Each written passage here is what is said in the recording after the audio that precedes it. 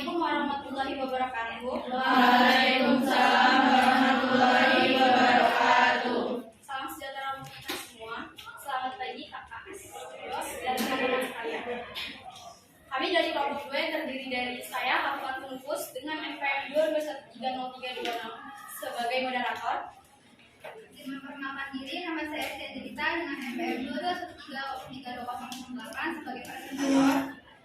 Saya Rita Cecilia Francisca dengan MPM 22130320111 sebagai presentator. Saya Nuraini Fitriana dengan MPM 22130320111. Saya Metosari dengan MPM 2213 Saya Muhammad Fitri MPM 2213. Hari ini kami akan mempresentasikan makalah kami yang berjudul Bangsa dan Negara. Untuk materi pertama bisa dijelaskan oleh materi pertama. Baik, saya akan menjelaskan materi tentang pengertian bangsa. Bangsa adalah sebuah kelompok orang. Pengertian bangsa. Bangsa adalah sekelompok orang yang memiliki adat istiadat, asal-usul, bahasa, dan sejarah yang sama serta berkepemimpinan sendiri. Bangsa sendiri ialah sebuah kelompok yang terdiri dari sebuah kelompok orang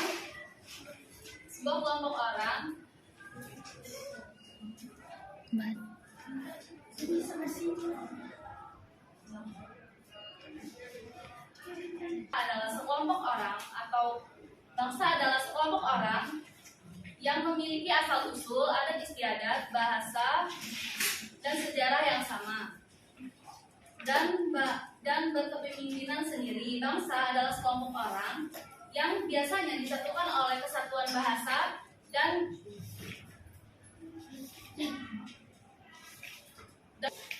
wilayah tertentu di bumi. Terima kasih Meta atas penjelasannya. Untuk materi selanjutnya materi kedua. Di sini saya sebagai presentator kedua akan mendefinisikan pengertian negara. Menurut Kamus Besar Bahasa Indonesia, pengertian negara dibagi menjadi dua. Yang pertama, negara adalah suatu organisasi yang memiliki tingkat kekuasaan tertinggi dan ditaati oleh masyarakat. Yang kedua, negara adalah suatu kelompok sosial di bawah organisasi, lembaga, partai politik, dan juga pemerintahan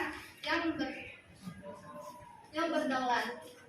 Selain itu, pengertian negara juga didefinisikan oleh beberapa ahli, seperti Roger yang menyatakan bahwa pengertian negara adalah alat untuk mengatur persoalan-persoalan bersama masyarakat.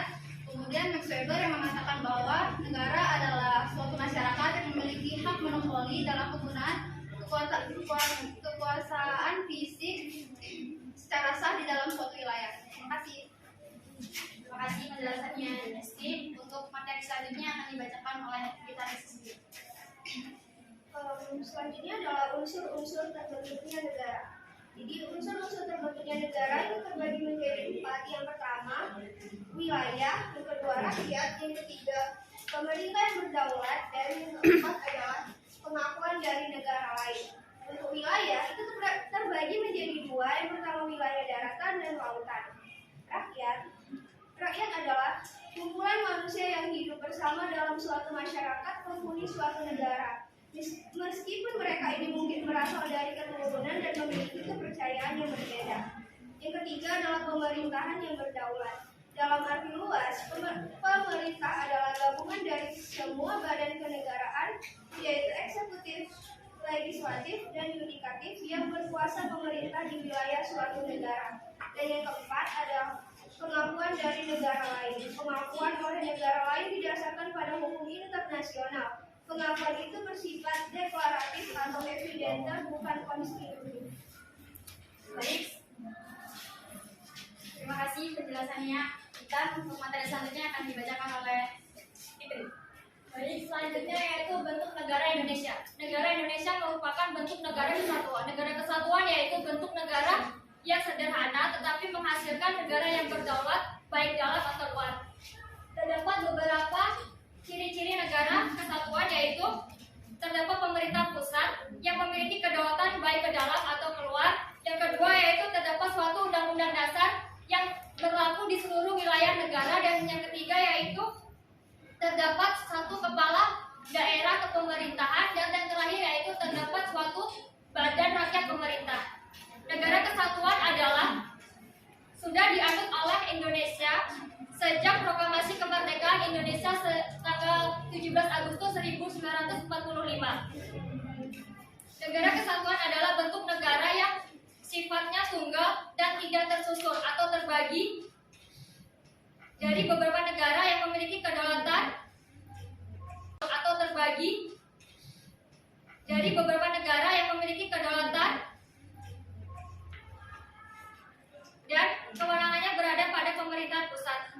Hal ini sesuai dengan pasal 1 ayat 1 Undang-Undang Dasar 1945 yang berbunyi negara kesatuan Indonesia yaitu berbentuk republik. Dan ayat kedua yaitu kedaulatan berada di tangan rakyat dan dilaksanakan menurut Undang-Undang Dasar.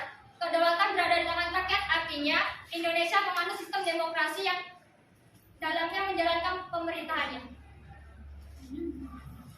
Terima kasih penjelasannya Fitri. Untuk materi selanjutnya akan dijelaskan oleh Ima. Baik, selanjutnya proses terbentuknya negara. Asal mula terbentuknya suatu negara dapat dibedakan menjadi 3 proses. Yang pertama secara primer, yang kedua secara sekunder, dan ketiga secara teoritis.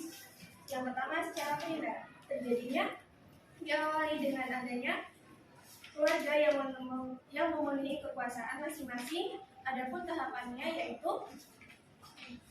persekutuan masyarakat atau suku, kerajaan, negara, dan negara demokrasi. Yang kedua, secara sekunder, terjadinya suatu negara lebih pada pendekatan nyata atau kenyataan. Terdapat macam-macam asal mula terjadinya negara sekunder yaitu proklamasi, separatis, invasion, sesi, fusi, aktivase, dan penduduk atas wilayah yang belum ada pemerintah sebelumnya. Yang ketiga, secara teoritis. Terdapat beberapa teori tentang terbentuknya negara, yaitu teori tentang sosial, teori kekuatan, teori ketuhanan, teori historis, kedaulatan hukum. Terima kasih penjelasannya Ima. Untuk materi terakhir akan dijelaskan oleh Baik, materi terakhir yaitu proses terbentuknya negara Indonesia. Proses terbentuknya bangsa dan negara Indonesia melalui suatu proses yang cukup panjang. Sejak masa sebelum bangsa asing menjajah Indonesia seperti masa kejayaan Kerajaan Kutai, Sriwijaya, Majapahit, dan kerajaan-kerajaan lainnya. Kemudian datanglah bangsa asing ke Indonesia, maka bangsa Indonesia saat itu bertekad untuk membentuk suatu persekutuan yang disebut bangsa. Sebagai unsur pokok negara melalui Sumpah Pemuda pada tanggal 28 Oktober 1928. Prinsip-prinsip negara Indonesia dapat dikaji melalui makna yang terkandung dalam pembukaan Undang-Undang Dasar 1945. Kita dapat mempelajari serta menelaah dokumen kenegaraan Indonesia. Di antaranya adalah pembukaan Undang-Undang Dasar 1945, terutama pada alinea 1 sampai 3, yang dapat dijelaskan sebagai berikut. Alinea 1 menjelaskan tentang tata belakang terbentuknya negara dan bangsa Indonesia. Alinea 3 menjelaskan tentang kedudukan kodrat manusia Indonesia sebagai bangsa yang religius. Baik, sekian penjelasan dari kami. Jika ada yang ditanyakan, kami persilakan. Dari materi yang sudah dijelaskan tadi mengenai bangsa dan negara, saya ingin bertanya, apa sih bedanya antara bangsa dan negara? Sekian, terima kasih.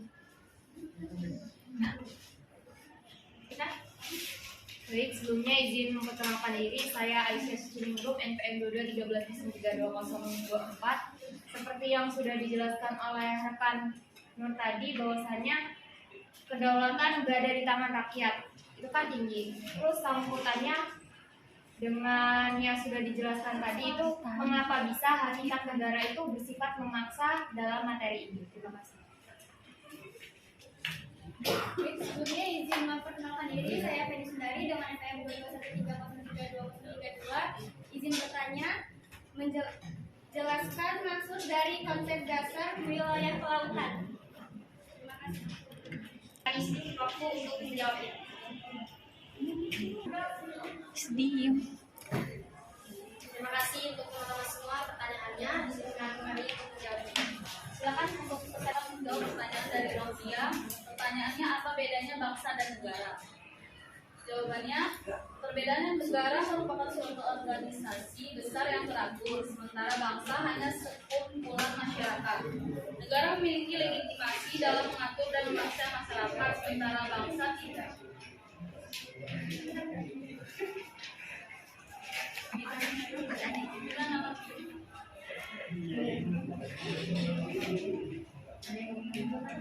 Apakah ada yang mau menambahkan? Ya.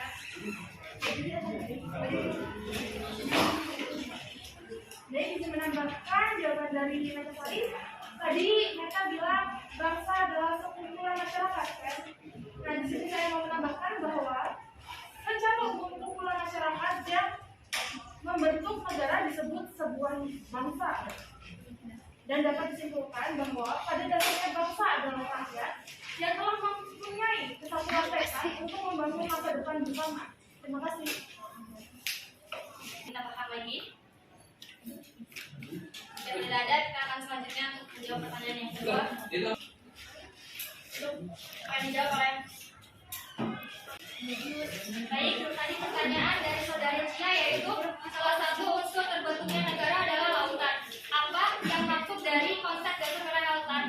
Baik, konsep wilayah lautan itu terdapat dua, yaitu konsep res nullius dan konsep res communis. Konsep res nullius yaitu konsepsi yang menyatakan bahwa laut dapat diambil dan dimiliki oleh setiap negara. Dan konsep res komunis yaitu konsepsi yang beranggapan bahwa laut adalah milik masyarakat dunia, tidak dapat diambil atau dimiliki oleh setiap negara. Cukup? Ada tanggapan lagi nggak? Apa dari kalian ada yang ingin menambahkan atau menyanggah jawaban dari presentator kami? Silakan.